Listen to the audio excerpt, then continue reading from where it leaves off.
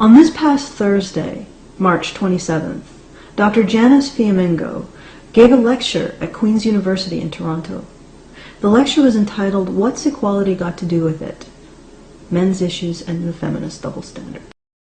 So let's reject feminist misrepresentations and double standards.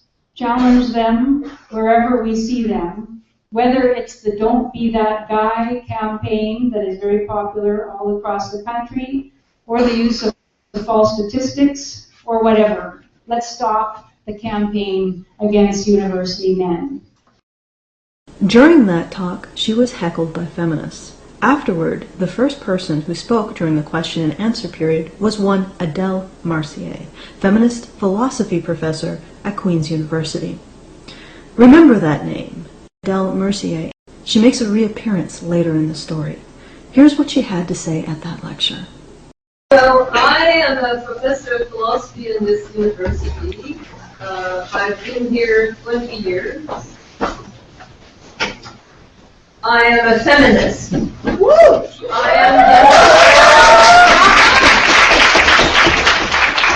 the mother of 3 young men. And so I'm very concerned by the state of young men in our society. I'm the teacher to many young men in this group. And I don't know what the hell you're talking about. In a letter to the editor of Queen's University newspaper, Andrew Howard says the following, quote, "Men should seek to work within the existing framework of moderate feminist institutions in order to advance their cause." In the comments section of that article, I posted my short list of statistics indicating that female sexual predation of men and boys was a significant issue, and one that is completely ignored by all feminist rape awareness campaigns to date. Instead, feminist rape awareness campaigns such as Don't Be That Guy prefer to paint men and boys as more likely to be predators than victims. Adele Marcier joined in by rebutting my statistics. The exchange felt a little bit like scenes from a horror movie. At first it started creepy. For a professor of philosophy, Adele certainly is incapable of framing a rational rebuttal on this particular issue. Tension ramped. Adele was certainly invested in erasing and excusing female predators. Then the horrifying climax. Let me read the final rebuttal Adele offered to my statistics detailing the high rate of female sexual predation on men and boys. This rebuttal is in response to the statistic I mentioned that approximately 90 to 95% of boys in juvenile detention facilities who are abused by staff report a female abuser. Quote, quoting Adele now, "Dear Alison, I know that statistics can be hard to interpret, but you need to learn to read before you spread misinformation into the stratosphere. You said 95% of abused boys in juvenile facilities reported being attacked, coerced by female staff. This is false. Sexual victimization is there defined as all sexual activity with faculty staff.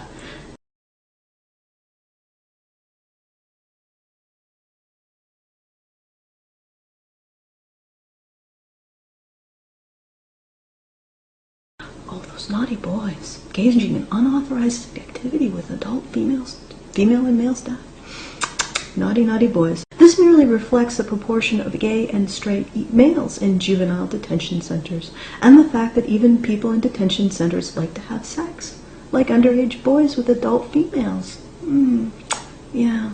To better understand the circumstances surrounding the incidents, youth were asked a series of questions related to their relationship with the faculty staff prior to sexual contact.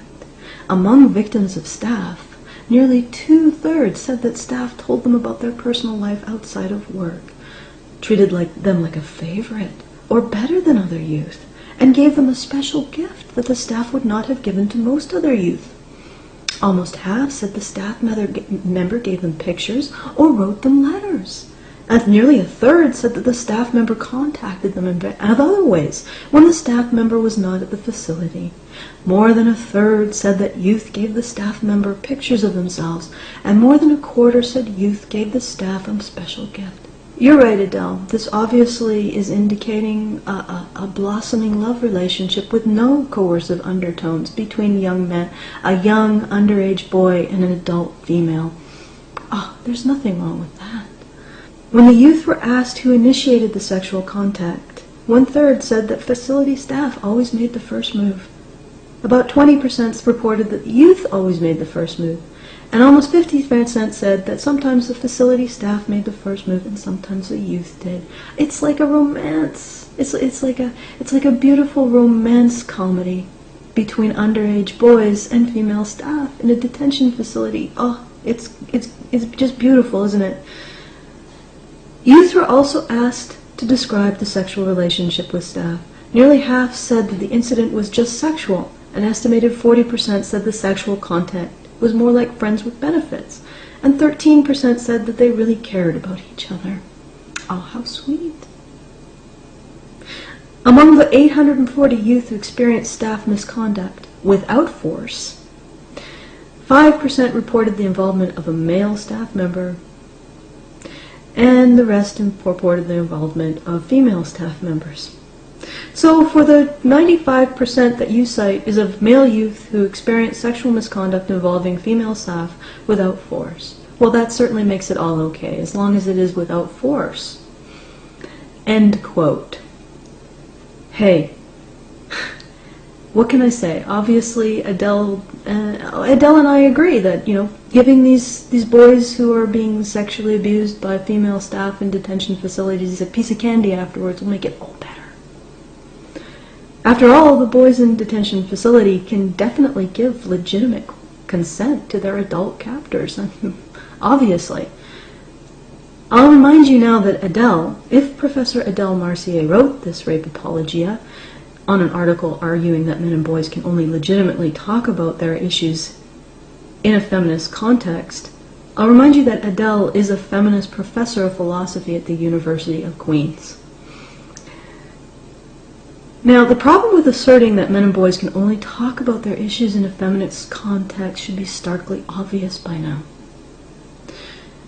Feminists are incapable of recognizing the victimization of boys and men in an honest way, Adele being a prime example of that.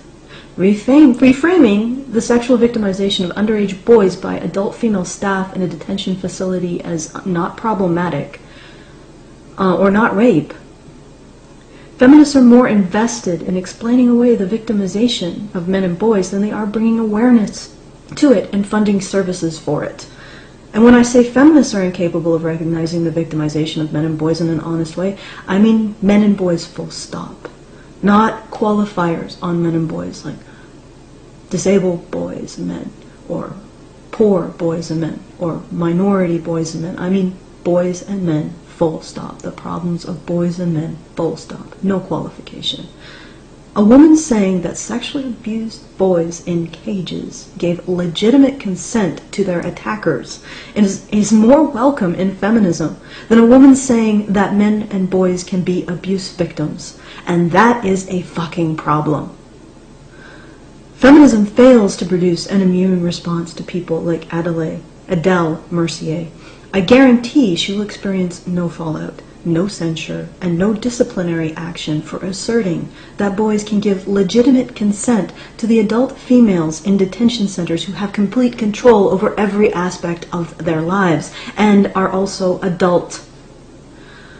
Can you imagine what would happen if Adele was Adam Mercier, professor of philosophy at Queen's University, and Professor Adam Mercier publicly said that underage girls can give meaningful consent to their adult male teachers, not even captors, teachers? What do you think would happen to Adam Mercier for even suggesting that? He would lose his job at a bare minimum. All across Canada, feminist protesters would erupt into Lolita walks, protesting his victim blaming, and we would have even more "Don't Be That Guy" campaigns to combat the epidemic of rape culture on university campuses, perpetrated by professors at this point. But because it wasn't Adam Mercier, and because it wasn't blaming underage girls for being sexually abused by men, it was blaming underage boys for being sexually abused by women, nothing will happen. And that, friends, is exactly why Janice Fiamengo is correct when she says feminist double standards make feminists the wrong people to look to talk about issues facing men and boys.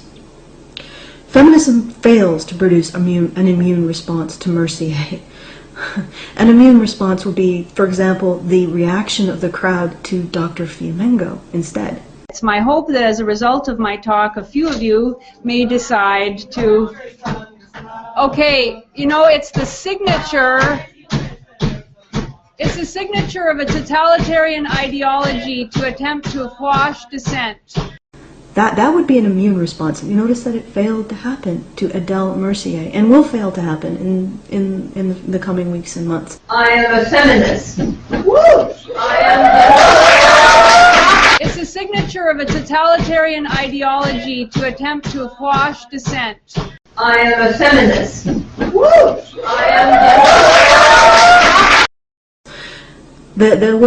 They will eject Janice Fiamengo for suggesting that boys and men have issues and require attention, but they won't reject Adele Mercier for saying that abused boys can give legitimate consent to their adult abusers, their adult female abusers. Feminism fails to produce an immune response to Mercier. Hell, our institutions of learning and our government fail to produce an immune response. And all the people like her, because feminism does not care about men and boys. And our government does not care about men and boys. And our institutions of learning do not care about men and boys. Feminists want to control the discourse on issues faced by men and boys simply so they can strangle them in the crib. Oh no, Adele won't receive any sort of official reprisal. Not from feminism, not from the academic institution that she's employed at. In fact, I have a proposal for the Canadian government. Instead of disciplining Adele for her rape apologia, she should be rewarded. Currently, the Canadian government is funding the White Ribbon Campaign, a feminist or a feminist-friendly campaign. They are giving them $600,000 to go into schools and tell boys to take responsibility for violence against women and girls. $600,000. $600,000 to tell boys that they are the problem when it comes to violence. $600,000 that could have gone to mental health services to address the abuse that is at the root of violent behavior. But that would be admitting that boys can be victims, and we can't have that. But why stop with making boys responsible for violence against women? Since Adele Mercier has demonstrated such a keen grasp of avoiding recognizing boys as victims, perhaps the White Ribbon Campaign could partner with her and have her go into schools and teach your son how he is responsible for misconduct when he is statutorily raped by his female teachers. Seems like something the government of Canada could really get behind. And Adele certainly has a lot to say on that particular issue.